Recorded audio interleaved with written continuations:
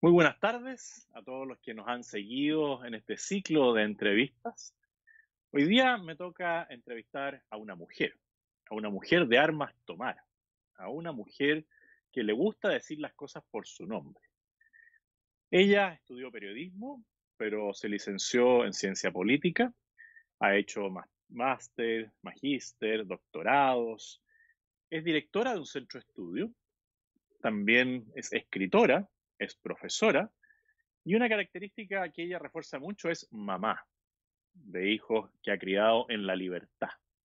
Y estoy junto a Vanessa Kaiser, a quien le agradezco participar en este ciclo de entrevistas y espero podamos conversar de lo humano, de lo divino, lo político, lo filosófico y de todo aquello que hoy día nos ocupa en nuestra querida nación Chile. Vanessa, muy bienvenida, muchas gracias por darte el tiempo y el espacio para conversar con nosotros en este ciclo de entrevistas. Gracias, José Antonio. Saludos a todas las personas que ven tu canal. Encantada de poder conversar contigo. Siempre desde el primer encuentro hubo un muy buen diálogo entre nosotros, muy fluido. Así es que feliz de tener esta oportunidad. Bueno, y partir no en el hoy, sino en el ayer, porque tu familia también tiene ascendencia alemana, parecida a la mía, donde quizás todo lo que eran las emociones, los afectos, al menos en la mía, no eran tan evidentes, sino que había un concepto de autoridad, ¿no es cierto? Una situación de orden. Y me dicen que tu característica principal en la juventud era la rebeldía. ¿Es tan así? Sí, pero yo diría que como sigo siendo intrínsecamente rebelde, entonces hay como hay una cierta sensación vital de quien, porque una cosa es la rebeldía frente a la autoridad torcida y otra cosa es el ejercicio genuino de una aceptación de una autoridad. Son cosas distintas, ¿no? O sea, si es que yo entiendo que voy al médico y el médico sabe más que yo de una enfermedad, él es la autoridad en esa materia, ¿no es cierto? Y le voy a hacer caso.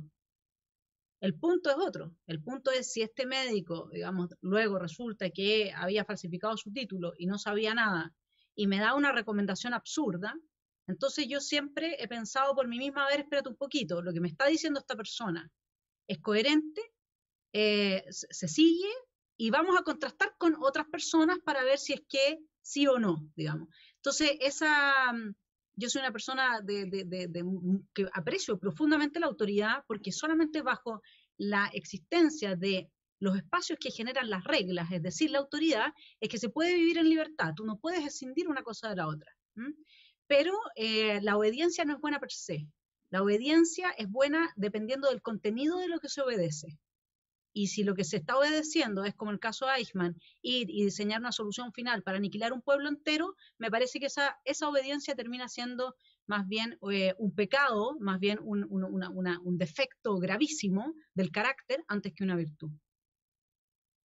Qué buena definición. Voy a bajar de inmediato luego a donde mis hijos a explicarles que yo sí soy una buena autoridad. A ver si los convenzo no solamente por el hecho de decirles porque te lo dijo tu mamá o porque lo te dijo tu papá, ¿ah? Que es siempre una piedra de tope cuando uno va educando a sus hijos. ¿Y cómo fue el ejercicio de tu autoridad con tus hijos? Porque me parece muy bien lo que tú señalas de la aclaración respecto de esa rebeldía con causa, no rebeldía sin causa.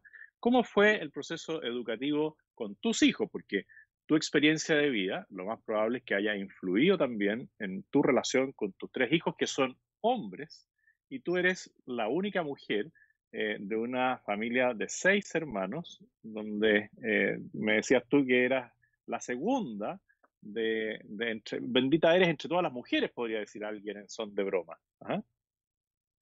Claro, a estas alturas yo puedo decir Perdón, eso, pero bendita cuando eres entre éramos todos los niños, hombres, perdón, me equivoqué. claro, entre todos los hombres, sí, sí, sí, sí. Sí. Pero cuando niños era un poco distinto porque bueno, fueron tiempos duros los de nuestra infancia. Nosotros tuvimos una infancia muy difícil, pero con mis hijos, en cambio, yo me di cuenta que justamente se trataba de lo que tú muy bien resumiste como ser rebelde, pero con causa. Entonces, cuando ellos se rebelaban, por ejemplo, contra el colegio, el sistema, yo les decía, aprende a estar dentro del sistema para cambiar las cosas por dentro, porque desde afuera tú tienes que ejercer mucha violencia para desarmar. De lo que se trata es de ser un aporte positivo y de, por ejemplo, un día llega mi hijo mayor que no pasó por una época muy larga en que no habló nada y no leyó nada. Entonces me dice, voy a salir. Yo le dije, no, no vas a ninguna parte. Yo estaba escribiendo mi tesis, una de mis tesis de doctorado, para variar. Entonces me dice, ¿cómo que no? Él ya me pasaba por cabeza, ¿no? Entonces yo le digo, no, no vas a ninguna parte. Tú tienes que estudiar, mañana te prueba historia y no. Entonces me dice, ¿pero cómo? Yo, que soy capitán de voleibol, que nunca te doy problemas, que es verdad que no me saco buenas notas, pero nunca tienes un problema por mí. Y sigue hablando, y sigue hablando, y sigue hablando, y sigue hablando. Y cuando pasan 40 minutos, yo le digo, ahora puedes ir a tu fiesta. ¿Qué me dice? Sí, pues ahora puedes ir a tu fiesta. Mira, le dije, yo te voy a contar una cosa. Hay dos maneras de conseguir lo que tú quieres del otro. Uno es la violencia y el otro es la persuasión. Para persuadir, tú necesitas hacer uso de la palabra. Y si tú no hablas, entonces vas a conseguir las cosas de los demás por la violencia. Y yo no tengo hijos para eso. Así es que ahora que hablaste 40 minutos y te pido por favor que empieces a leer, y ahí empezó otra discusión respecto a las lecturas, que es otro largo cuento, digamos, pero en el fondo lo que quiero decir es, independiente que más que en algún momento llegó la situación en que yo tuve que decir por qué soy tu mamá, antes de largamente explicar los argumentos, en realidad lo que yo más traté de hacer siempre es que no fuese simplemente una, una, ¿cómo uno podría decir? Una ley teórica en que tú obedeces porque yo te lo digo y esa es la ley, sino que en que la experiencia misma vital te trajera a la conclusión de que lo que te estaba diciendo tu mamá tenía sentido. Mira, una buena fórmula de que los hijos descarguen energía y después dejarlos absolutamente descolocados. Pero me parece muy bien. Voy aprendiendo y voy tomando nota aquí porque todavía me quedan algunos hijos que tienen que superar la edad de la adolescencia. Y tu transitar por la educación parte en la carrera de periodismo. ¿Y por qué decides pasar de periodismo a ciencia política y después profundizar dentro de la ciencia política mucho más en la filosofía? ¿Cómo fuiste descubriendo esa vocación, sobre todo hacia lo humanista? ¿Tiene algo que ver tu familia, tus padres, el gusto por el saber? ¿Cómo fue desarrollándose toda esa parte de ti que se interesa tanto en aprender, en el gusto de saber? Yo diría que siempre tuve un amor por comprender qué es lo que había, qué es lo que me rodeaba, y la misma sensación de rebeldía que yo tenía, necesitaba o requería tenía un hambre, ¿no? Esa cosa de sentir que las cuestiones están mal, que hay algo que está mal. Entonces empecé con periodismo, a pesar de que yo quería psicología. Mi papá me dijo, no, pero ¿cómo estar ahí encerrada escuchando los problemas de la gente? Me hubiera ido súper bien de psicóloga, la verdad es que creo que ese no fue un buen consejo. Pero sin embargo, una vez que ya entré en el mundo del periodismo y entendí cuáles eran las hipocresías que había, ¿no? Yo esto lo he contado en otras ocasiones, era muy impactante ver cómo, no sé, pues cuando estaban las agrupaciones de los familiares detenidos desaparecidos. Yo sé que es un hábito que al final se instala, pero uno cuando es joven no se espera ver a gente que está conversando tranquilamente y no poniéndose unas fotos, aquí unas cosas, y de repente se prenden las cámaras y todo el mundo se pone a llorar y empieza como todo una cosa, era todo muy extraño. Después cómo funcionaba el sistema de la banca, después, bueno, ya cuando llegué a las conclusiones más importantes de cuáles eran los problemas de fondo del país, en términos eh, estructurales, institucionales. De ahí dije, bueno, además periodismo, te voy a decir una cosa, este es un mal consejo cuando uno a la gente le dice, no importa que haya muchos de la misma carrera, no importa que el mercado sea chico. En mi época salíamos 5.000 periodistas al año, no había cómo conseguir pega si no tenías un tremendo pituto o no estabas dispuesto realmente a dejarte basurear. Entonces, de ahí yo había sido siempre la mejor estudiante en mi universidad desde la carrera, y ahí un profesor me pescó y me recomendó hacer ese máster en ciencia política en la Chile. Y de ahí también me decepcioné mucho también de la ciencia política, porque yo esperaba encontrar ahí definitivamente algún tipo de conocimiento que tuviese algún poder predictivo, y en realidad la ciencia y la política son términos contradictorios. No hay nada menos predictivo que la política, o sea, es absurdo. Y luego, con esto no quiero decir que la ciencia política no aporte nada, pero para mí, para el hambre que yo tenía, no, realmente fue decepcionante en términos no de que no me aportara en otros. Por eso es que de ahí entré en la teoría política, porque lo que era más bien el área más dura como decía mi hijo mayor, parece más bien un chorizo de un cierto lenguaje inventado para referir a cosas, pero que en realidad no tiene mayor trascendencia. Y ahí entonces entré a la teoría política, tuve un muy buen profesor, Tomás Chuaki, que me enseñó muchísimo en la Universidad Católica, y la teoría política descubrí a Nietzsche, descubrí a Arendt, y yo necesitaba explicar el tema de los totalitarismos, y por eso hice mi tesis en Nietzsche y Arendt, en cómo surge, cómo es posible el totalitarismo, y de ahí necesitaba explicar la caída del cristianismo y la experiencia cristiana desde una visión crítica que a mi juicio es más profundamente cristiana que lo que se cree que es la de Nietzsche, y por eso estudié, digamos, el legado de Jesús desde la perspectiva de Nietzsche y a Nietzsche, digamos, en el mandamiento ama al prójimo como a ti mismo. Y cuando tú ya te adentras en el tema de la filosofía, te empiezas a codear, por decirlo coloquialmente, con muchos personajes, muchos filósofos, muchos estudiosos, y los tratas de tú, muchos clásicos, ¿no es cierto? Y hablas de tus amigos, Maquiavelo, Aristóteles, Gramsci, como que fueran parte de tu vida. Y es bastante impresionante ver a alguien que habla como de tú a tú con estas personalidades. ¿Cómo se da esa relación tan íntima que algo de repente uno dice, pero ¿cómo está hablando como que si estuviera aquí, como que estuviera en una charla presencial con él? ¿Cómo llegas a esa relación tan cercana eh, con estos grandes pensadores? Es una muy buena pregunta. Yo creo que en el fondo siempre he dialogado con ellos. O sea, en la medida que los voy leyendo, voy hablándoles. No es como que simplemente yo lea algo y lo reciba. No, y eso tiene que ver con ese carácter rebelde, eso tiene que ver con legitimar al otro en lo que te está aportando y recibir lo que quieres recibir y luego también tener tu sedazo para no dejarte atrapar o seducir, digamos, por, por, por, por, la, por bonitos discursos que al final de fondo no te están llevando a nada. Hay algo que es una pasión que yo tengo, que es la del pensar. Y el pensar siempre se produce en dos voces, ¿no? Dice Sócrates, tú entras en tu interior y empiezas a pensar y te dice, ¿pero lo habré hecho bien o no lo habré hecho bien? Y la otra voz dice, mira, parece que sí, pero podrías haberlo hecho mejor. Entonces, ese pensar para mí se transformó en un diálogo con estos autores.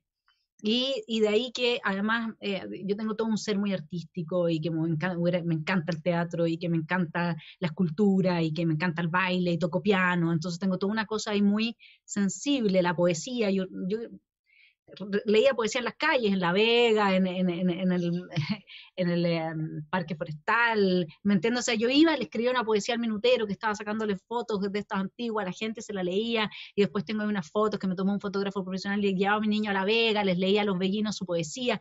Entonces tuve siempre como esta cosa muy sensible que no es bienvenida en un mundo muy estructurado, muy académico.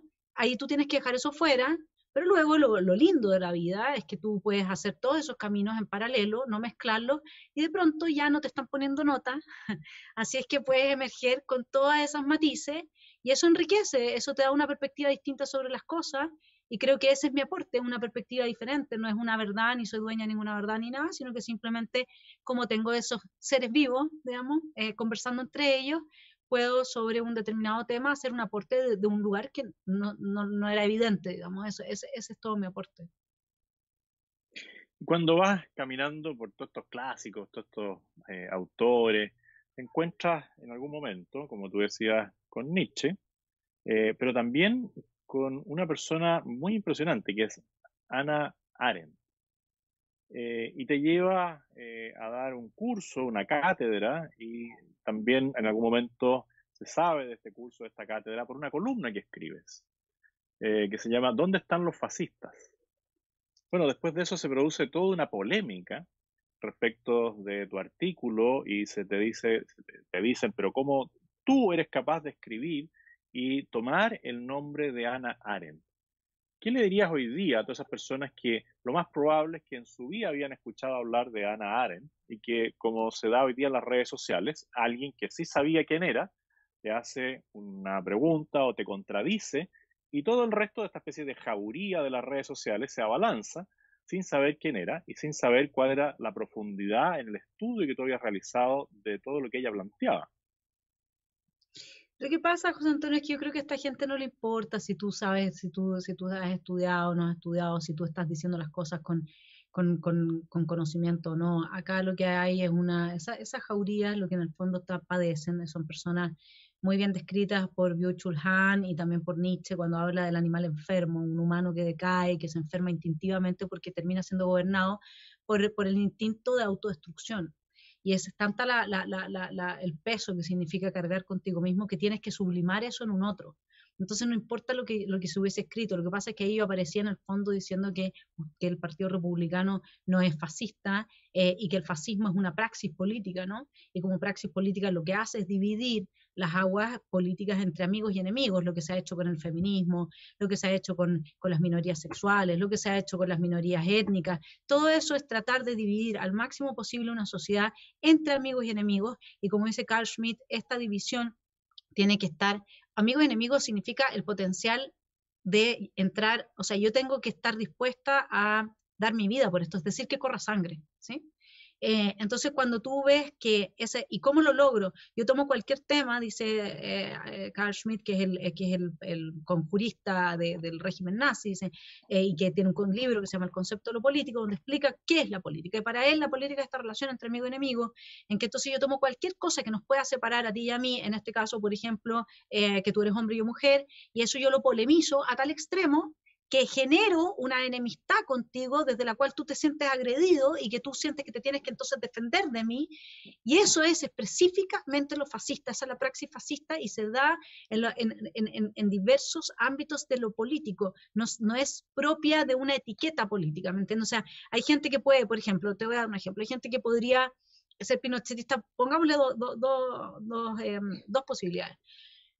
Hay gente que podría ser pinochetista porque encuentra que es fantástico que le haya abierto la puerta a los Chicagos, que haya hecho la transformación económica que hizo, que nos haya salvado dos guerras, que haya levantado el país, que un hombre que tenía esas luces, digamos, aquí no era Churchill, este compadre era un militar, ¿no? Haya podido hacer haya podido hacer toda esa transformación, etcétera. Ya, y esa persona tú no puedes decir que es fascista porque apoya a Pinochet.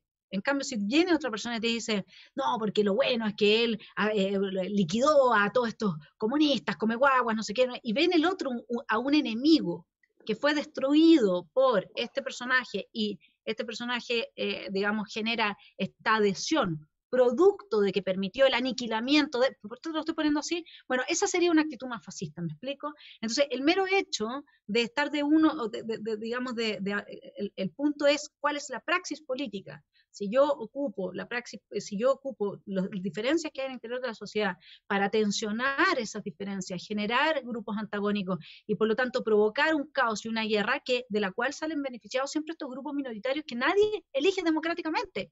Si en ninguna parte los bolcheviques, tú andas a donde tú quieras y en ninguna parte estos grupos violentos minoritarios tienen la adhesión popular. Entonces, ¿cuál es la estrategia para ellos? La estrategia es tensionar la sociedad a tal extremo que generas un caos, un conflicto tremendo, y ahí es donde ellos saltan al poder. Y eso lo han hecho históricamente así.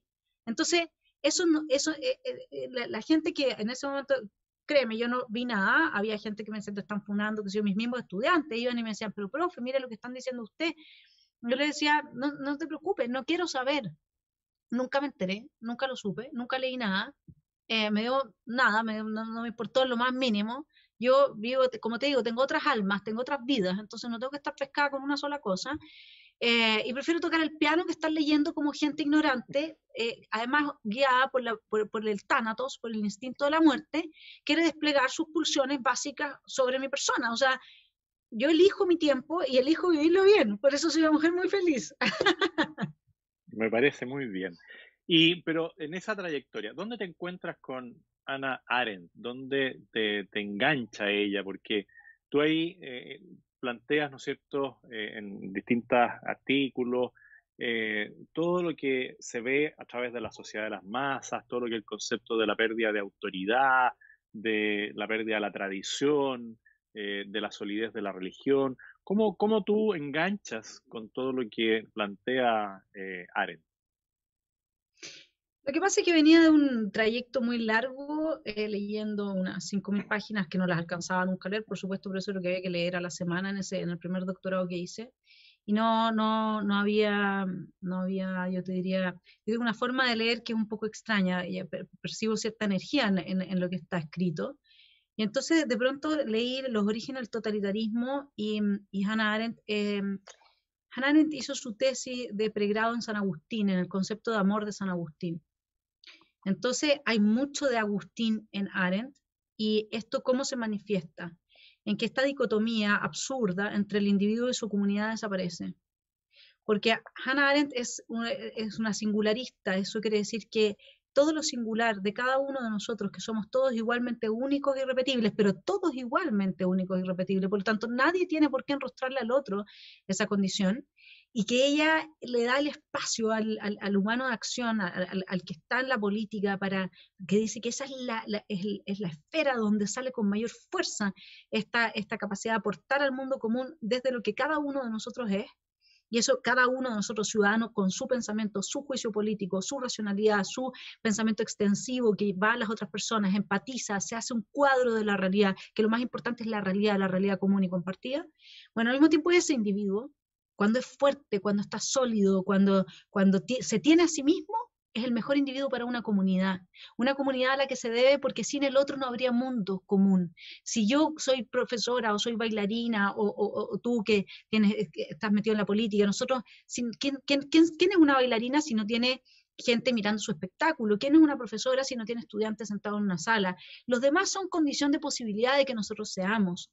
Entonces la pregunta es, ¿qué tipo de vínculo? Por eso es que el fascismo es tan nefasto, porque niega esa condición de posibilidad de que cada uno de nosotros puede hacer al encontrarte en el otro, en lugar de con un ciudadano igualmente libre, a quien yo respeto en su dignidad, con un enemigo al que odio porque es de tal clase social, o porque tiene tal origen étnico, o porque es mujer o porque es hombre, da lo mismo. Entonces, en Arendt, esa luz tan fuerte, que de hecho me llevó a estudiar obviamente su tesis de pregrado, y de ahí yo me metí fuertemente en San Agustín mucho tiempo, y San Agustín está muy vinculado con Nietzsche, también, digamos, porque Agustín y Santo Tomás van por caminos, uno está en la voluntad, que es San Agustín, y el otro está más en la razón espiritual, obvio, que Santo Tomás. Entonces yo encontré luz en esa, eh, ¿cómo uno lo podría decir? Había como una lectura que me generaba algo internamente muy cálido, y por eso me empecé a profundizar en ella. ¿Y ella cómo ve este concepto de el colectivismo, del individualismo? Tú hablas de la singularidad, que podría ser como algo intermedio dentro de lo que es ese individualismo extremo y esa sociedad de masas que hoy día prima muchas veces en lo que estamos viendo en el día a día. Claro, lo que pasa es que el atomismo, más que el individualismo, porque el individuo es fundamental, pero el individuo no es nada sin su comunidad. Por lo tanto, cuando tú persuades a un individuo de que lo bueno es que, no, es que de alguna forma realice su vida en total corte con los lazos con la comunidad, tú lo que estás haciendo es debilitarlo absolutamente. Eso no es un individualismo, eso es un colectivismo. Porque, como te dije antes, o sea, ninguno de nosotros puede ser sin la condición del otro, e incluso, o sea, en nada de lo que hagamos, no se me ocurre ni siquiera el astrónomo, que puede tener una relación tan lejana al mundo, ¿no? Pero al fin y al cabo lo que él ve quiere que alguien sepa que lo vio. ¿Mm? Entonces, nosotros estamos acá por el otro. Y lo que genera un cierto, digamos, lo que genera la sociedad de masa, esta colectivización, no es el pensamiento liberal, para nada.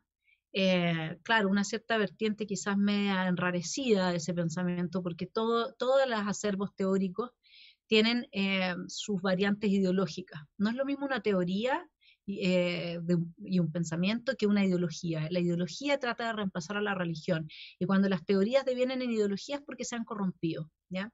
Entonces, hay algo de eso, sí, hay algunas ramificaciones, pero si tú te vas con John Locke decía, que es el padre del liberalismo, decía que tenemos dos leyes de la razón, que en John Locke era Dios, ¿no? El que nos hablaba de esas leyes de la razón. Una es proteger tu vida, tu propiedad, tu libertad, y hacer la búsqueda de tu camino a la felicidad. Y la segunda ley, que es igual de importante, es proteger lo mismo pero del prójimo.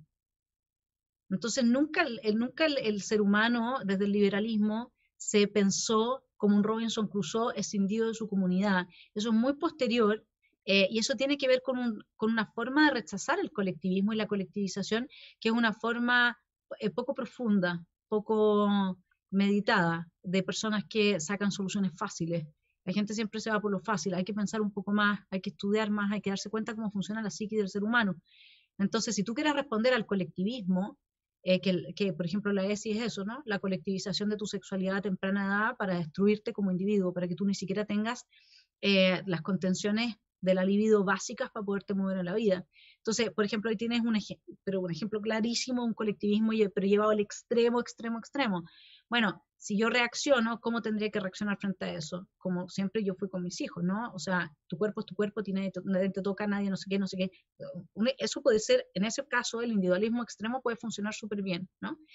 Pero luego tu mamá y tu papá sí, si te pasan algo, tienen que saber y tú tienes que poderles contar y tienes la confianza para contarles si es que te sientes mal, te duele la guata, tienes un grano, no sé dónde, ¿me entiendes? Entonces, no es que tú lo dejas desamparado, no es que tú lo sacas de su familia, lo sacas de su comunidad y lo dejas solo haciéndose cargo de sí mismo.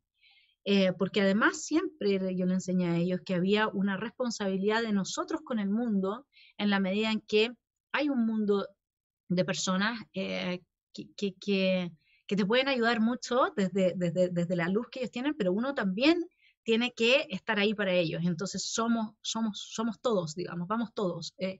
Yo creo que ese individualismo del que normalmente se acusa al neoliberalismo y toda esta cosa, en realidad es el resultado específicamente del crecimiento del Estado. Si tú lo piensas bien, el que ha reemplazado todos los lazos familiares, los lazos religiosos, los lazos de dependencia, de necesidad, de todo ha sido el Estado benefactor en todas partes, y el Estado mientras más presencia tiene la vida de los individuos menos siente la necesidad de actuar en conjunto para resolver sus problemas con independencia del burócrata de turno. Y el que ha destruido y el que ha dejado al individuo absolutamente desnudo frente al poder estatal y que es lo que le interesa a la izquierda, es el Estado con su educación estatal que ha colectivizado, que nadie tiene pensamiento propio, es ahí, digamos, ahí es donde se halla, desde mi punto de vista, el fundamento más importante de la creación de este individuo masa, con el que no tiene ningún vínculo con absolutamente nadie y ni nada en la sociedad civil, ni siquiera consigo mismo, que repite una ideología, solamente le importa que la historia sea consistente como la del patriarcado, que no es ni coherente, pero solamente tiene consistencia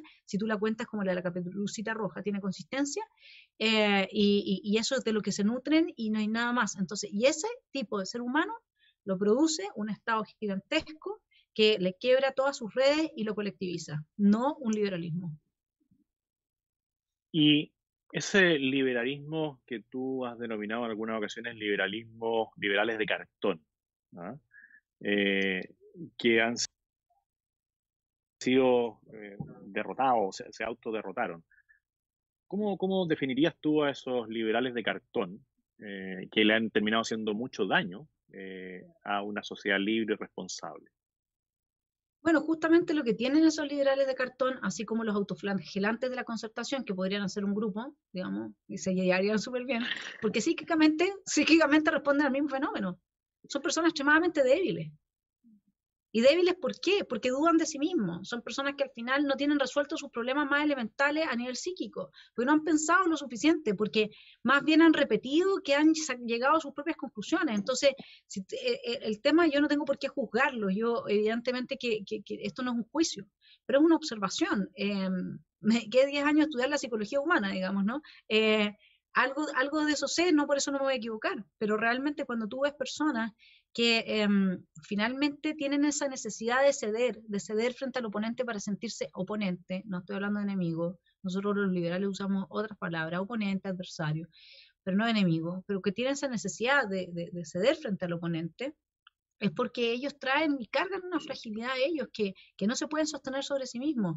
Y ese es el problema de irse siempre en contra de un individuo sano, que es aquel que piensa por sí mismo y que siempre se tiene a sí mismo y al otro en consideración, ama al prójimo como a ti mismo. Si no partes por el ti mismo, por el proceso de individuación de un amor sano a ti mismo, entonces después tampoco estás para el prójimo. Y ahí te manipulan, si eso es lo que pasa. La izquierda ha manipulado muy bien el instinto de la culpa que nos legó un cristianismo mal, a veces, muchas veces mal enseñado, digamos, ¿no? Que era el amor el tema, ese era el tema, el amor. Entonces, bueno, sin entrar en esas profundidades, pero lo han manejado muy bien. La izquierda, tú lees a los autores de izquierda y son personas que siempre están preocupadas de ver cómo pueden manipular psíquicamente al otro.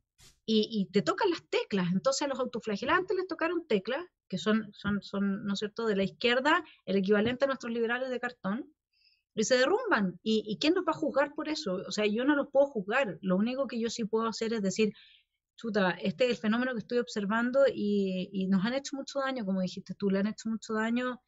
O sea, aparte de lo que estamos viviendo, que no sabemos hacia dónde transitamos, está fuertemente marcado por las voluntades de estas personas demasiado frágiles como para haberse sostenido no en una posición intransable ni no dialogable. Yo soy muy buena para dialogar, pero hay ciertos principios que si tú los transas, entonces luego dejas de ser. ¿Mm? Entonces ahí, o sea, si yo robo, ya dejo de ser honesta, entonces soy ladrona. No importa que yo siga pensando de mí que soy honesta. Entonces eso es lo que la gente tiene que entender. Hay ciertos principios que cuando tú los transas, entonces ya te pasaste para otro bando. Y eso no está mal, pero hágalo. No se quede en este. Esa es la única petición. Toda esta destrucción de ciertas bases nos puede llevar a un estado fallido.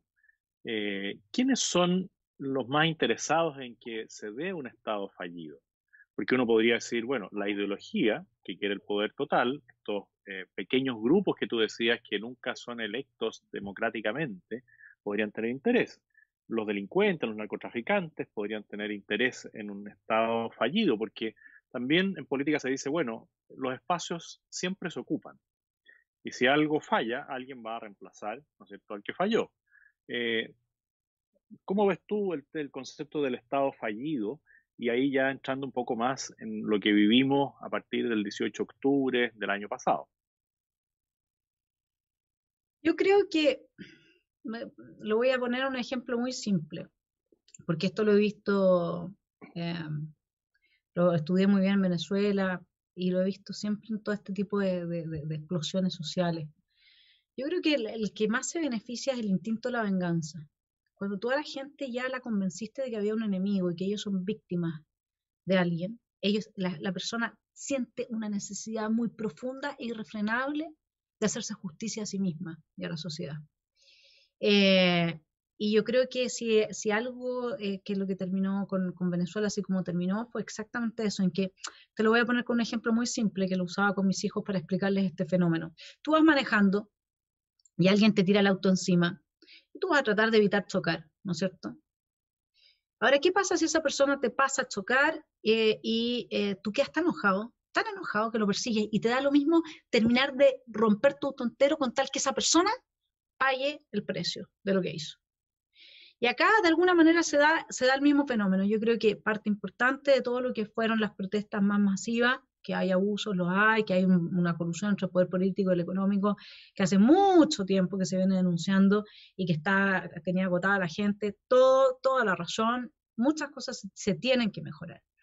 Pero creo que había de esta pulsión, había cuando tú veías los ciclistas acá ir a la casa de Piñera y en la furia y la cosa así como, ¿no? Que con esto ni siquiera me estoy yendo a la gente más extrema, sino que realmente cuando a ti te convencen de que te violan todos los días, de que todos los días tú eres víctima, de que todos los días podrías estar viviendo una vida paradisíaca, pero no lo puedes hacer, porque hay gente tan maléfica que te lo impide, porque a eso se ha dedicado Matamal, ahí en el mismo, una columna que dice de los Malamata, como espejeaba a la gente humilde, a la gente decente, a la gente que no quiere ir a hacer, que no quiere ir a hacer destrozos, ¿no? Desmanes.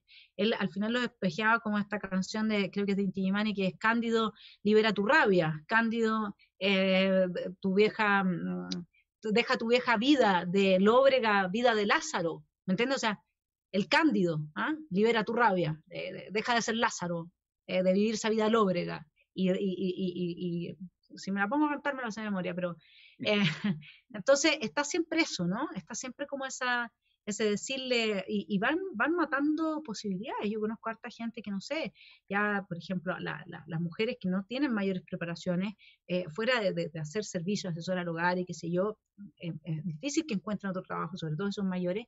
Hay gente que ya no quiere contratar porque simplemente tú estás metiendo a tu casa a una persona que te mira con cara de usted es mi explotador por haberme dado un trabajo. O sea, hoy día está tan metido todo eso y el abuso laboral, no, es una cosa de verdad muy difícil. Y ahora en términos ya más específicos, a mí me llama profundamente la atención, José Antonio, porque cuando tú lees, por ejemplo, los orígenes del totalitarismo, Hannah Arendt se centra mucho en el periodo entre guerras. ¿Y qué es lo que pasa ahí? Que por el producto de la Primera Guerra Mundial caen los imperios, ¿no es cierto? Entonces se crean estados-nación y queda mucha gente como en estado de inmigrante. ¿Qué tal? Con lo que está pasando ahora con lo de la visa laboral, ¿no? Entonces queda mucha gente con estado de migrante. Después se quiebra el Estado de Derecho porque justamente los sistemas judiciales no dan abasto para asegurar dentro de los nuevos Estados-nación la igualdad ante la ley. Entonces tenemos el segundo factor. Primero, masas de gente nueva que llega, que te desordena todo. Segundo, quiebre el Estado de Derecho. Tercero, el uso permanente de los derechos humanos y de las supuestas virtudes morales de la democracia como escudo político de los políticos, cuando finalmente la gente terminó de dejar de creer en todo eso. Mira lo que pasó en la fecha, ¿verdad? La gente, que un 14% votó, la gente terminó de dejar de creer en la democracia porque ya estaba tan corrompida que ese tipo de argumentos solo lo usaban los políticos de la élite de turno para defenderse a sí mismos. Te juro que es estar viendo una película así que yo la estoy viendo de nuevo. Entonces, ahora, ¿qué hay detrás? Si es que es Bill Gates, si es que es Soros, si es que es la ONU, si es que... Yo soy súper anti las teorías de la confabulación, me cargan. Me gusta saber, no me gusta... y luego, no lo sé, ¿me entiendes? Pero prefiero quedándome acá nomás y viendo desde hace muchos años, José Antonio, que yo sé que Chávez le pasa plata a la CONADI. Muchos años, por información interna. No sé si ahora, pero por lo menos años atrás hubo quien me hizo confesiones. Yo he tenido gente que está en los mandos medios, un poco más bajos dentro del Estado, la Contraloría, etcétera, que me han contado 10.000 cosas. Entonces yo hace mucho rato que sé que acá hay mano metida afuera. Y uno cuando ve la cantidad de agrupaciones internacionales que apoya a la CAM, o sea, es que realmente entiendo a Piñera que le cueste tomar una decisión, porque es que es el mundo entero que te puede echar encima. Y luego si vienen los portuarios de todos los países a los que nosotros exportamos y que como ya lo hicieron, mencionaron que para el 18 de octubre en algún momento que iban a hacer iban a no recibir los productos chilenos. Yo siempre me pregunto, porque es fácil criticar de afuera, pero ¿cómo resuelvo yo eso estando en el poder, por ejemplo, ¿no? Todas esas cosas, eh, hay un componente fuerte de afuera, pero yo creo que acá esencialmente se trata de grupos que como ya lo hablábamos antes, saben que democráticamente jamás serían elegidos, Frente Amplio y compañía, con Fuerza Común, con Partido Comunista, jamás serían elegidos, y que por lo tanto se la juegan por este asambleísmo democrático, que lo que hace es que pequeños grupos extremadamente violentos silencian a las mayorías, lo que ha pasado en las universidades, y así se hacen del poder. Yo creo que esa es la idea. Y cuando nosotros vemos esta democracia actual, que yo defiendo y en la cual he participado varias veces, a pesar de lo que plantea la izquierda y me ponen cartelitos, bueno, he tenido el honor de representar a distintas zonas de Chile como diputado, varias veces con primera mayoría, ¿no es cierto? Yo no tengo temor a la competencia, pero sí se van dando situaciones que van corroyendo esta democracia, como es, por ejemplo, el tema de las reelecciones permanentes, el tema de la corrupción, el tema de la droga, el tema de la falta de representatividad, que son todos elementos que se han ido confabulando para que hoy día, por ejemplo, tengamos un parlamento bastante cuestionado, con personas que sacan el 1% y que para mantenerse vigentes son capaces de decir y hacer cualquier cosa para que la opinión pública los identifique dentro de esta gran cantidad de parlamentarios que se suponía que iban a mejorar la calidad de la democracia y que la han ido destruyendo. Y finalmente levantan este proceso de asamblea constituyente casi para defender su propia representatividad o su propio espacio, ¿no es cierto?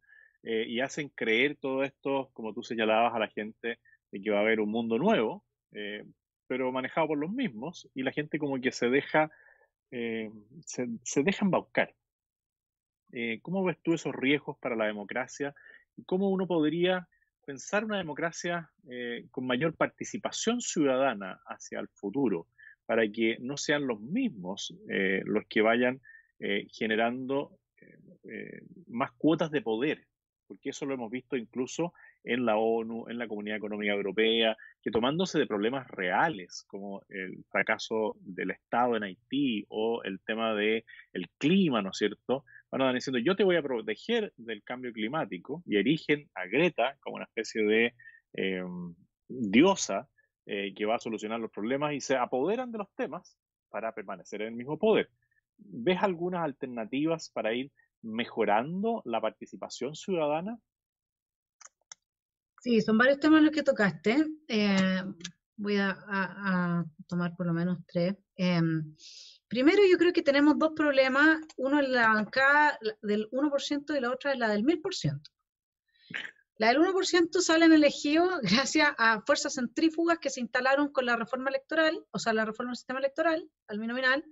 Entonces, ¿qué es lo que pasa con el sistema político? Que se fragmenta y, como tú bien decías, estos personajes, para poder llamar la atención, tienen que extremar sus posiciones, y eso lo que hace eso es que las fuerzas políticas, en vez de ser centrípetas, de reunir las posibilidades de diálogo en las distintas posiciones, son centrífugas. Eso quiere decir que se polariza.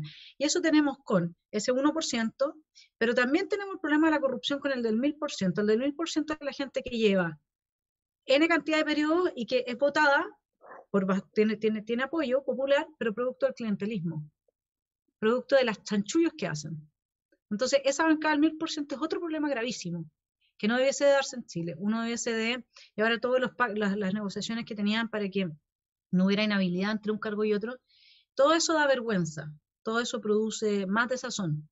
El límite de la reelección es importante porque todos debiésemos de tener alguna posibilidad de ocupar un espacio, y la gente que pasa por ahí debiera verlo así, como vocación pública. Esta es la época en la que a mí me toca, y luego yo me retiro y dejo que venga el próximo. Eso es muy difícil, el poder corrompe, y el poder total corrompe totalmente. Pero luego hay otro punto que tocaste tú, que es el de embaucar a la gente. Cuando solamente el 3% de la población apoya el Congreso, y cuando un 14% de jóvenes de la Universidad de Chile, estamos hablando que ahí prácticamente solo hay de izquierda a izquierda hasta extrema izquierda, por decirlo de alguna manera, no van a la votación, no acuden a una votación que era un clic, era de un clic. Entonces yo no creo que la gente ya esté embaucada, y eso es lo peligroso de este momento. Esa es la gran amenaza que enfrenta Chile. Yo creo que la gente está extremadamente decepcionada de su clase política. Creo que no le tienen absolutamente ninguna fe, y por lo tanto, como dijo Messina, a mí me parece muy plausible que sus predicciones se hagan realidad, y si gana el apruebo, surja un grupo de ciudadanos hipermovilizados, hiperviolentos, que se apodere del proceso constituyente, y va a tener la legitimidad, porque la gente, en vez de seguir creyendo en los políticos hoy día completamente desacreditados, le va a poner su fe y va a salir a las calles a protestar porque sea este otro grupo de ciudadanos el que haga la nueva constitución, por el solo hecho y alivio de no ver a las mismas caras de quienes identifican como los abusadores.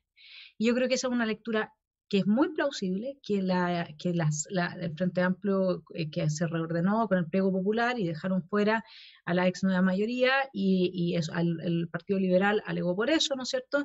Y entonces tiene ese reordenamiento, y acaba de entrar, ¿no es cierto?, Fernando Atria, que es el padre intelectual de todo esto, con Fuerza Común, a integrar el Frente Amplio. Entonces yo creo que ellos lo saben muy bien, que esto es muy probable que pase, y eso es lo que ellos van a promover. Y no hay ninguna posibilidad de contención del Estado como lo tenemos capturado en tribunales por activistas, con las RUF, las reglas de uso de las fuerzas, que transformaron a las Fuerzas Armadas y a Carabineros en guardias de supermercado. Entonces no hay ninguna posibilidad de parar esto. Por eso es que es tan importante que gane el rechazo, porque si gana el apruebo, y el problema es que como se está tratando de desarrollar este plebiscito, va a despertar grandes dudas respecto a la legitimidad. Acuérdense que la elección de Piñera fue con los 50.000 apoderados de mesa en las mesas, porque la primera vuelta se robaban las cajas los cabros diciendo que estaban drogados, pero no tenían nada de drogado robarte una caja, una urna, ¿no?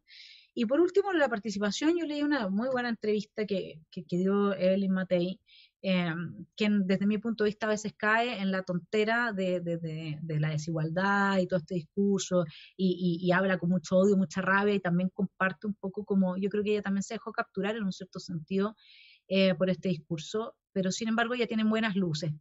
Y por ejemplo, ahí planteó algo que me pareció en una entrevista el domingo en Mercurio, que era una muy buena luz de ella, que es que debiese haber una hoja de ruta junto con el apruebo o rechazo con ciertos temas fundamentales que pudiera decidir la ciudadanía. Derecho preferente a los padres sobre sus hijos, por ejemplo. Respeto irrestricto a la propiedad privada, por ejemplo. Y eso abriría mucho el debate. Ahora, para que ese proceso tuviese un efecto educativo en los votantes, tendríamos que aplazar por lo menos el plebiscito, yo diría que un año, y no menos que eso, y abrir la discusión de cada uno de esos temas, de modo que la gente se pudiese hacer una idea de ellos. Ahora, el problema es abrir una discusión que tendría que ser no invitando a José Antonio con 18 frente amplistas a un panel, porque esa es la otra estrategia que tiene esta gente de la izquierda. ¿Por qué invita a uno solo del área que no le gusta y el resto son todos? Porque el tiempo que ocupan los demás es tal que al televidente le queda la sensación de que el que estaba solo, hablando solo, en realidad estaba hablando puras tonteras, mientras que los otros que están de acuerdo y que ocuparon la mayor cantidad de tiempo pudieron persuadirlo mejor, y todo esto está fríamente calculado. Por eso es que Milei es tan histriónico, porque él trata a través de su verborrea totalmente incontenida, ¿no es cierto?, de ser como 10 personas que están ahí, ¿me entiendes? Eso la gente no lo entiende, pero así es como funciona. Entonces tendría que abrirse realmente un debate donde hubiese un compromiso de parte de los medios de comunicación de llevar equilibradamente las distintas posiciones para que los televidentes se hicieran una idea y también los oyentes una idea real de qué es lo que hay en juego. Bueno, eso va a ser más difícil, por eso es tan Sí. importante que vayan apareciendo medios de comunicación alternativos. Y yo quiero invitar también a todos los que nos están viendo a suscribirse al canal de Vanessa Kaiser, que es un emprendimiento familiar, y hagámosle un reconocimiento a tu hijo, que te insistió, ¿no es cierto?, en sacar adelante este canal de YouTube que se llama Esfera Pública, donde van a encontrar entrevistas realmente notables que hace Vanessa en su calidad de entrevistadora, no como ahora que está siendo entrevistada, y se les va a ampliar mucho el conocimiento, que es algo que yo creo que se ha ido reduciendo en Chile. Al menos cuando me tocó ir a la elección presidencial, yo trataba de que mi compañero de ideas, en algunas cosas al menos, Sebastián Piñera, fuera a más debates, porque yo presidente le decía esto: mira, a la mayoría de los debates voy solo contra 6, y podríamos ser 2 contra 6 y desnudaríamos completamente toda la ignorancia y las mentiras de la izquierda. Pero no me hacían caso, por lo tanto terminaba 1 contra 6 haciendo lo que podía, no con el histrionismo que tiene Milei, que algo tendré que aprender de eso para llamar un poquito más la atención. Pero todo lo que tú señalas hoy día nos ha dado un ambiente no generalizado, porque a veces uno tiende a generalizar, y ve esto que tú dices que ocurrió en la Universidad de Chile, donde vota un 14%, donde hay un distanciamiento de la política, pero vemos jóvenes sin raíces, vemos jóvenes que no tienen conciencia de su historia, no tienen conciencia del futuro, como que viven el hoy, el ahora, y son muy manipulables. Y hay todo un proceso de deconstrucción donde la persona se ve así y puede pensar, opinar un día una cosa, otro día otra cosa. Tenemos este tema de la identidad de género, pero también están los géneros fluidos, de alguien que un día se siente hombre, al día siguiente se siente mujer, al otro día se siente transespecie. Bueno, una cosa bastante increíble. ¿Por qué tenemos esa juventud tan desarraigada? ¿Cómo ves tú esa situación hoy día? Bueno, yo creo que esencialmente es un problema de afectividad, eh, una afectividad sana. Te voy a dar un ejemplo. Uno de mis hijos en algún momento en su edad compleja, no era de lo más respetuoso de la vida. Entonces, como yo soy una mujer que tengo una muy buena relación con el padre de mis hijos, que somos separados, divorciados, entonces le dije, bueno, te vas a tener que ir donde tu papá, porque yo ya estamos hablando de, yo mido 1,60 m nomás, pues los míos ya me pasaron hace rato, entonces cuando la cuestión se pone difícil, yo ya no tengo la estructura, ¿no? O sea, cuando son más niños uno siquiera puede decirle, te va la pieza o algo, ¿no?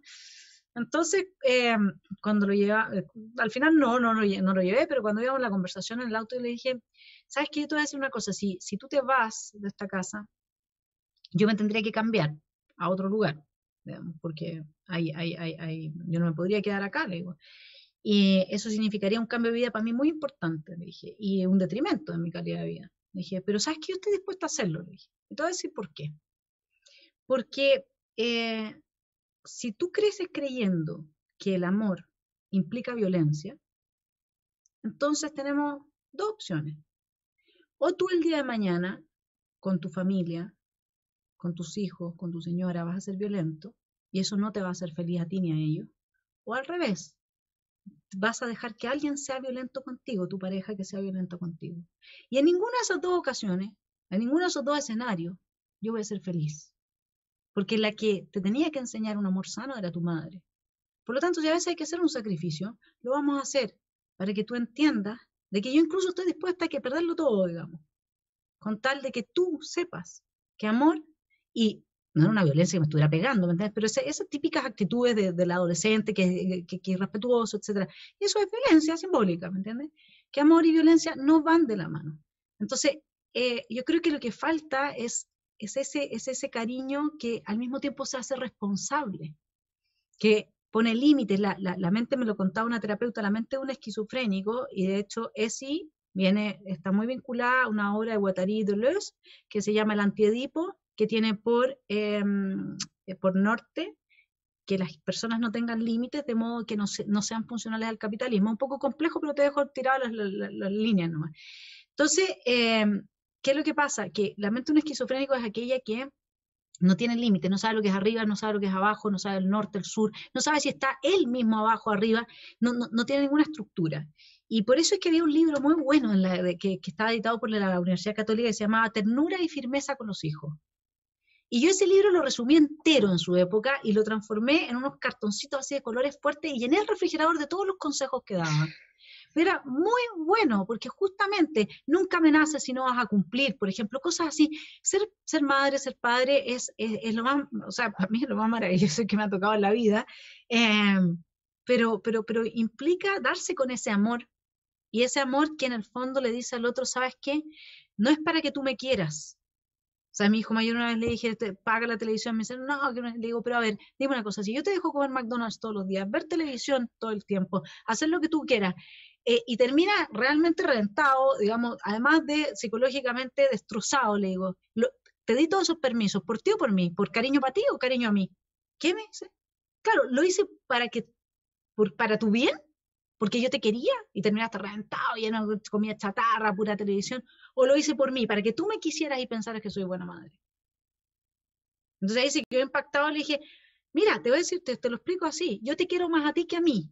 Entonces tenemos un problema, que ahora se apaga la televisión y vas a comer sano y vas a hacer tareas, porque aunque me odies, yo prefiero hacerte el bien, pero que me odies, y no al revés, que es que me quieras mucho, pero yo lo que estoy haciendo es hacerte un mal. Entonces yo creo que falta ese rol de padre, se ha perdido mucho en esta hambre por darle a los niños cosas materiales, y por alcanzar un cierto estatus en ese sentido, y se ha perdido el otro lado. O tienes también gente que es extremadamente autoritaria y disciplinaria, y efectivamente ese tampoco es un camino, porque esos niños terminan siendo fácilmente capturados por liderazgos distintos. Yo lo he visto en la universidad, con estos profesores que son así tan magníficos, ¿no? Entonces entran y tenéis la sala de puros niños que vienen de colegios y familias súper duras, y con muy poca paciencia para darles espacio para hacer, y pues resulta que llega uno de estos profesores ideologizados y le toca el hombro, le dice, ¿cómo te llamas tú? Ah, ahora recuerdo, Diego. Tú fuiste el que hizo tan interesante pregunta la clase pasada, ¿no? Listo. Lo tiene fiel para el resto de sus días. Ese reconocimiento, solo ese reconocimiento generó una lealtad, pero total, propia de los totalitarismos. Por eso es tan importante la afectividad, es transmitir, por eso del principio que yo te dije, sí, rebelde, pero con causa. O sea, y al mismo tiempo ser autoridad, pero buscar legitimidad. No siempre se va a poder, no existe el mundo perfecto, y en eso estoy de acuerdo, pero hay que reflexionar con los cabros, hay que darles tiempo, hay que estar con ellos, hay que enseñarles ese amor a sí mismo, y para eso uno tiene que haber hecho esa pega previamente, eso es lo difícil. Y de los libros que tú has escrito, uno es sobre el amor, el otro es sobre la economía, y sé que estás escribiendo un libro de cuentos. Y veo ahí tu tazón, y veo, ¿no es cierto?, el avioncito del Principito, que yo lo tengo aquí también. Cuando vi tu tazón empecé a buscar, ¿no es cierto? Y me dijiste, bueno, este libro fue parte de la historia de vida tuya con tus hijos. ¿Qué parte del Principito? Porque a mí me encanta cuando el Principito se quiere hacer amigo del zorro, que es lo que yo traté de hacer cuando reconquisté a mi señora. Y ella me dijo, anda a leer el Principito y vas a entender.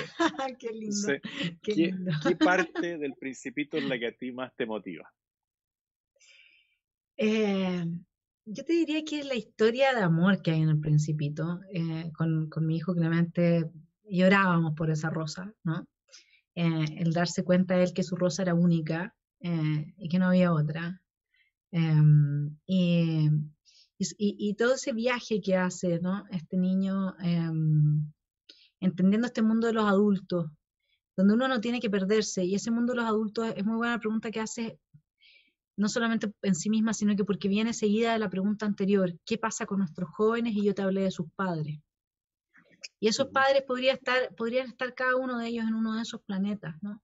Y uno podría hablar de cómo uno cuando es niño dice, a mí esto nunca va a pasar cuando sea grande, y después uno entra en la misma dinámica, en el mismo sistema, y le transmite los mismos patrones a sus hijos. Y yo creo que podríamos hacer un libro así, donde que también espejara un poco los padres, porque ese yo diría que es el gran tema. Me lo contaba un subteniente carabinero que entrevisté hace un tiempo, que ellos, cuando estaba todavía todo el tema muy álgido en diciembre, por ejemplo, ¿no? Y me decía que ellos se llevaban a niños de 14, 13 años y llamaban desde la comisaría de los padres para que los fueran a buscar. Y me decía que a los padres no les importa. Y eso no es solamente a nivel, esto es un problema transversal. Cuando tú ves a los cabros que están ahí haciendo dedo a las 4 de la mañana, niñas botadas de clase alta, y están haciendo dedo, y a las 4 de la mañana, y los papás no tienen idea. O se suben a un Uber cualquiera. Entonces hay una situación de afectividad muy profunda. Ahora, sobre los libros que yo escribí, bueno, el primero fue ese de economía, que son entrevistas que van desde French Davis hasta Christian Laroulé, pasando por Rolf Luders, Harald Beyer, Sebastián Claro, etcétera, que fue parte de mi trabajo de tesis de magíster, que yo la hice sobre el modelo económico chileno y visto desde la perspectiva liberal. Y después, bueno, he escrito 2 tesis que no las he publicado, no es tan fácil, digamos, pero sí el libro del amor lo escribí justamente antes de que pasara todo esto de las mujeres, de la emergencia de este feminismo duro y puro. El libro del amor yo lo escribí porque dije, las mujeres tenemos que ser conscientes. A ver, el punto fue este: yo en algún momento vi a una amiga mía, un poco mayor, no, tenía como 70 años, sufrir horrores por amor en ese mismo día. Bastante mayor, claro. De ahí yo estaba enganchando y también estaba como sufriendo. Y de ahí veo a una niña que tenía 15 y que estaba enamorada de mi hijo Clemente, y dije, no puede ser que las mujeres no maduremos esto. O sea, estamos mal. Y dije, ya, voy a hacer un libro interesante, entretenido, divertido. Me metí harto tiempo a ver humoristas y qué sé yo, para conectar con algo más simpático, no ser todo un melodrama, ¿no? Todo tan denso, tan profundo. Profundo sí, pero no denso. Y entonces son 8 historias arquetípicas de lo que nos pasa a las mujeres con los hombres, que vienen con una cierta impronta. El típico, el Peter Pan, o el que necesita una mamá en vez de una mujer, a su pareja, digamos, o el que necesita una enfermera, el síndrome de Florence Nightingale y así, ¿no? Entonces cada una de esas historias parte con un diálogo muy simpático entre 2 amigas, o 3 amigas, o una mamá, una hija también. Y esto es para reconstituir los lazos entre las mujeres, ¿no? Que las mujeres volvamos a hablar la madre con su hija, con su tía, con su prima, que volvamos a tener esa complicidad, que volvamos a apoyarnos y que dejemos de ver en el hombre al victimario, porque si uno está con una pareja que cada vez que sale termina borracha y uno tiene que sostenerla y todo, entonces porque esa persona no está preparada para ser pareja, no tiene la culpa ni ella ni uno. Pero después lo que uno no puede hacer es porque le dejó la herida, ir y decir que todos los hombres son malos y salir a cantar que el violador eres tú, ¿me entiendes? O sea, ese es el punto. Entonces también un poco autoconciencia. Esto fue todo antes de que emergiera el feminismo, este neofeminismo con fuerza en Chile. Bueno, lo publiqué por Amazon, que Amazon si no tienes una cierta cantidad de venta te lo baja, y ahí estaba hablando para publicarlo nuevo con una editorial chilena, pero bueno, pasó toda esta cosa y se detuvo todos los planes. Así es que, y ahora este otro libro, los cuentos, lo que tiene por finalidad es justamente es contar cuentos, por ejemplo, cuando a ti te dicen, no, que tú tienes que ser solidario, porque si no tú eres malo. No, ¿por qué? Parte de la solidaridad, parte por casa, eso lo dijo hasta San Pablo, digamos, no es un tema. Entonces, como empezar a contrastar cosas así. Después lo del cuerpo, justamente, tengo un cuento, El Valle de los Cuerpos. Entonces, ¿qué pasa con los cuerpos? ¿Qué pasa con tu sensación? ¿No es acaso la salud lo más importante en el cuerpo? Luego, ¿no es más importante ser buena o mala persona que hombre o mujer? ¿O trans o lo que fuese? Entonces, si a ti te van a recordar porque eras buena persona o porque eras mala persona, no por si eras hombre, mujer o trans o liquid no sé qué, no. Entonces, como volvamos a pensar sobre las cosas. ¿Qué es lo relevante acá? Un poco como... Luego, yo no tengo ningún problema con la diversidad sexual. Yo no la tengo, honestamente no la tengo para nada. Pero el tema es, ¿será eso lo más importante para que tú seas feliz? Tú que tienes este problema de disforia de género, que se lo vas a resolver con esto. Bueno, lo puedes resolver en paralelo con esto, pero no habrá otras cosas que también tendrías que estar mirando. Y esa como la llamada, y son tres amigos que salen y lo mezclo mucho con fantasía y le pinto, además estoy haciendo las pinturas, o sea, digamos los cuadros que van acompañando las historias, yo misma. Entonces, ese es como el asunto, es que los jóvenes tengan la posibilidad de leer algo o que los padres tengan la posibilidad de leer a los jóvenes algo que salga del discurso de lo políticamente correcto, podrá generar disonancia cognitiva, tiene efectos secundarios importantes, sí.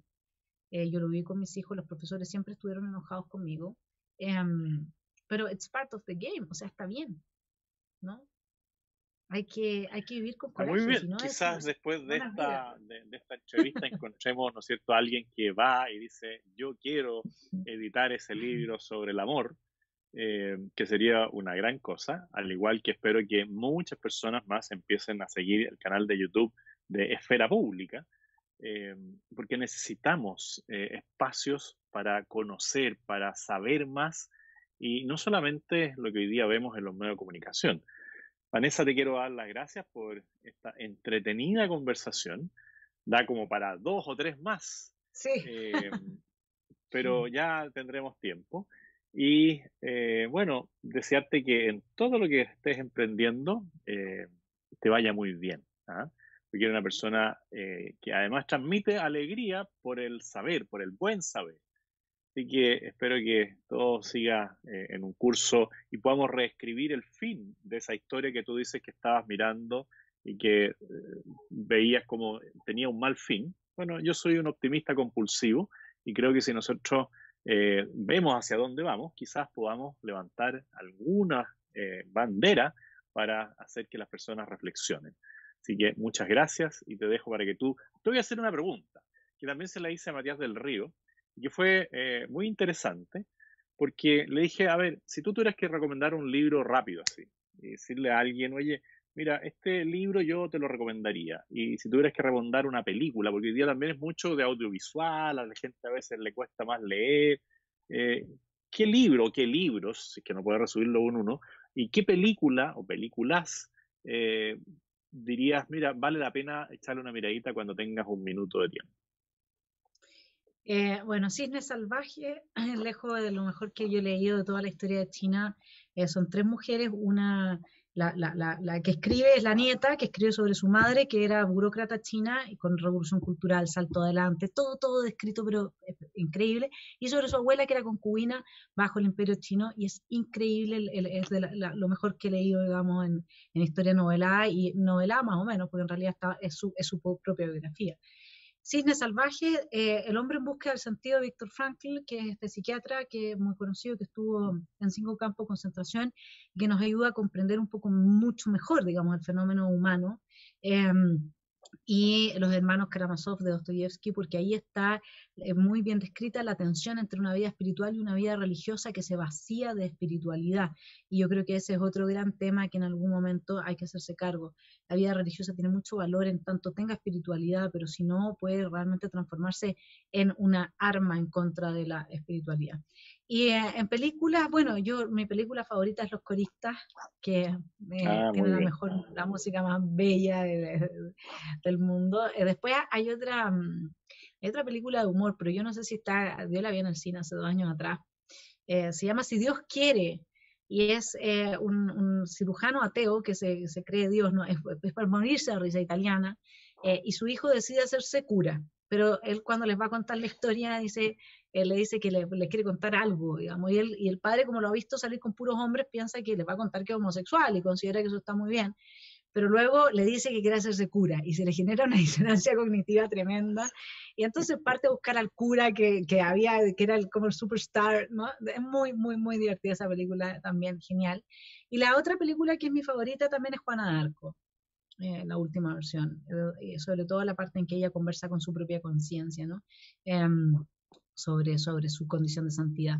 Así es que esas son las recomendaciones que te podría dar. Muy buenos datos. Ahora sí, te dejo para que tú te despidas de las personas que nos están viendo y hagas un info comercial y nos digas por qué es tan importante ver y suscribirse al canal Esfera Pública. Gracias, José Antonio. Eh, yo lo que puedo decir, quizás yo no soy una optimista compulsiva, pero sí creo en la libertad de todos nosotros, de todos los que están viendo y van a ver esta entrevista. Chile va a ir hacia donde nosotros queramos que vaya. De cada uno de nosotros depende. Así es que todo lo que podamos hacer, desde ponernos a pensar, desde adherir a las opciones políticas que están por el buen camino y apoyar a quienes los representan, desde de repente ir a la marcha por el rechazo, ser apoderado de mesa, todo lo que nosotros podemos hacer, lo que cada uno de nosotros podemos hacer, es lo que va a cambiar un rumbo que hemos tomado que nos deja sin futuro. Así que hagámoslo, no lo pensemos más, hagámoslo. Y es en ese contexto que ver programas programas para telepensantes y no para televidentes, es decir, programas que están fuera de la parrilla, gobernada por políticas editoriales que responden a intereses políticos que van en contra de nosotros, es que es tan importante. Recomienden a todos los liberales, a todos los libertarios, a los republicanos que tengan sus programas, sus canales, recomiéndenlo, háganlo a los jóvenes, háganlo a quienes de tercera edad no saben meterse, enséñenles, ayúdenles, porque de verdad aquí es donde ahora se está jugando la posibilidad de que nos pongamos a pensar y por lo tanto nos armemos del valor para actuar correctamente y cambiar el rumbo de nuestro destino. Muy bien, muchas gracias y espero que sea, como dicen en algunos programas, hasta una próxima oportunidad. Me despido, José Antonio. Muchas gracias por esta entrevista.